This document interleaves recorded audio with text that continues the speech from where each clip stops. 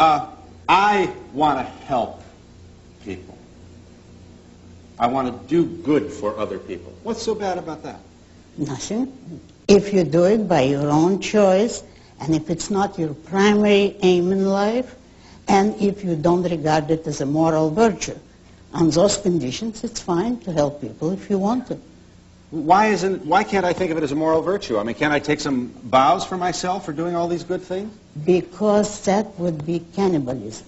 Because that would mean that you preach altruism, which means not merely kindness, but self-sacrifice. It means that you place the welfare of others above your own, that you live for others for the sake of helping them, and that justifies your life. That's immoral, according to my morality. I don't understand why you have to be so harsh in your evaluation of those people. Why call it immoral? Why don't you just say, why don't you say it's a waste of time? Why pass judgment on me? Because look at the state of the world today. Yeah. And you cannot be harsh enough on those who created it. And those who created it are the philosophers of altruism. It's those who preach self-sacrifice, selflessness, self-abnegation, all the anti-self theories, which means anti-man. All those who demand man's sacrifice, they have succeeded, and look at the results in the world. That's a theory or a way of life or a philosophic idea which is advanced by religions, that we should sacrifice for others. That's right. All right, I want to make sure I understand you, Miss Rand. Why is it so... I'm still not quite sure why you're so harsh on those who would sacrifice for other people. Because I look at them. Just look at them. Because they don't hesitate to sacrifice whole nations. Look at Russia. Communism is based on altruism. Look at Nazi Germany. The Nazis were more explicit than even the Russians in preaching self-sacrifice and altruism, and self-sacrifice for the state, for the folk, the people. Every dictatorship is based on altruism. Now you can't fight it by merely saying it's a difference of opinion. It's a difference of life and death. You know what I'm going to do?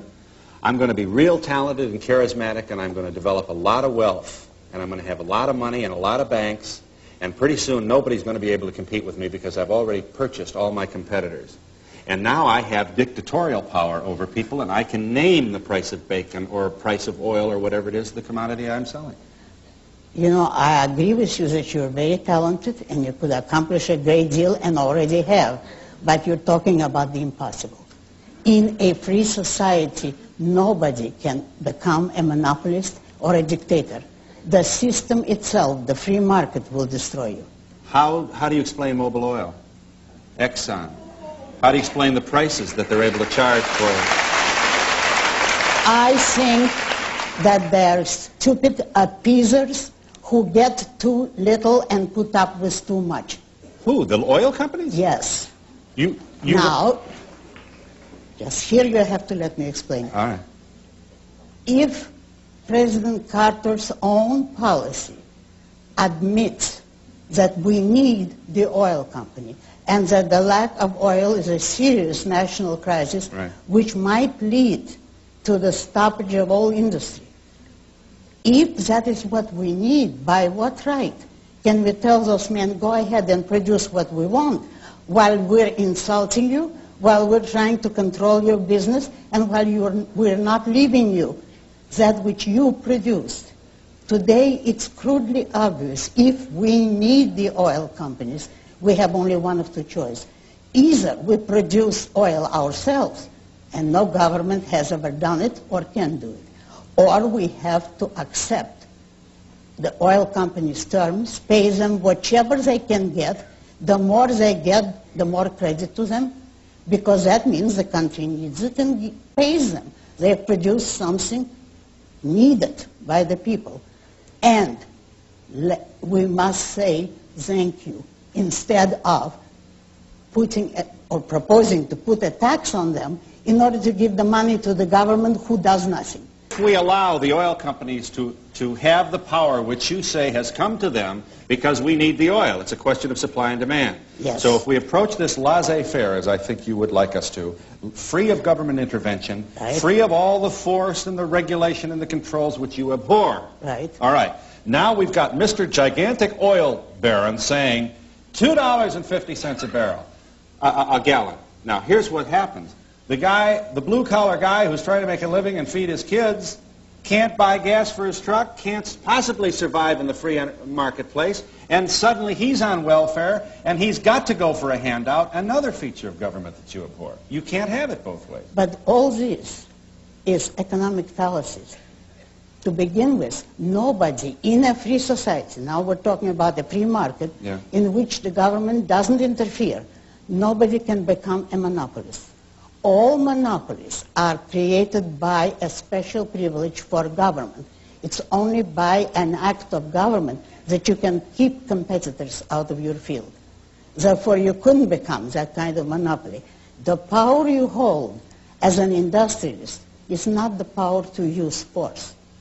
It's the power of producing something of value. That people want. And it's the people who literally control you, because every purchase is a vote in the favor of some businessmen and in a way against others. It's the public who decides what they want to buy and what they pass up. If, using your examples, you became this powerful tycoon economically, but you cannot force anybody to deal with you, and you cannot force competitors out of your field, then every smaller man would be in that field because you would have established a price way above the market. You might last a month, if that. So in other words, if I tried to be Mr. Big and charge outrageously high prices for gasoline, broke. I would go broke in your view, because in your leave them alone and let competition handle it approach to civilization, somebody with a better mousetrap, pardon my mixed metaphor. No, that's a very good one. All right, would come along and undercut me. That's right. Sell at a cheaper price. But it isn't just my view. You know what I'll do? I'll buy him up the minute I see this bird. I'll buy him. I'll own him on Tuesday. And where will you get your money when you're not I'm already allowed? holding them up for $2.50 a gallon. But they're not paying you. You say they're all going out of business. They've got to get to work. We're married to a petroleum civilization. All right. This has been done, you know. It isn't, incidentally, just my view. That is history. There are people who have tried to corner the market repeatedly, and the result was that they went broke.